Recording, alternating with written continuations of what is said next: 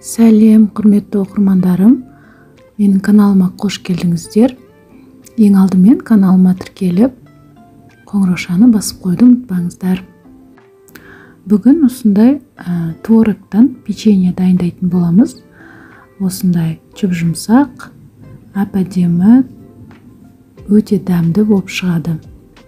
Менімен бірге жасаңыздар.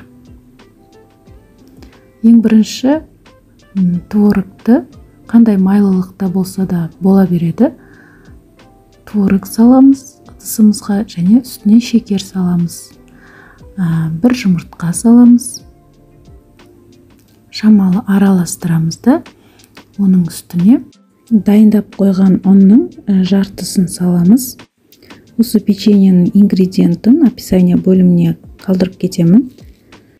Ұнның үстіне тұз және қопсытқыш салып, жақсылап араластырып, үстінен ерітілген майды саламыз да, әр салма салған сайын жақсылап араластырып отырамыз.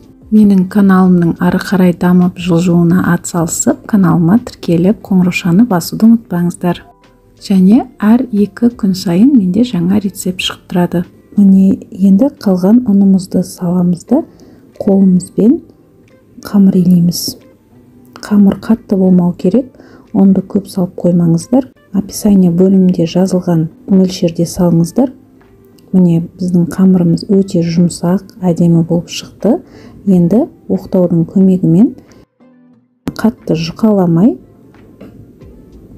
жайып шығамыз.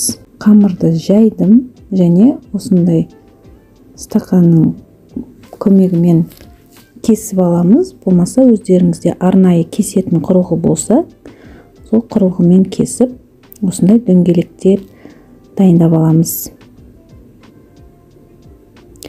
Қалған қамырды да жайып, осылай кесіп аласыздар. Міне бізде дөңгелектелген қамырымызды, кесілген қамырымызды осылай бір-біріне беттестіріп, тағы да бір орап, үстінен жауып, 3 бұрышты көлемде әдемі пішінде печенье дайындаймыз.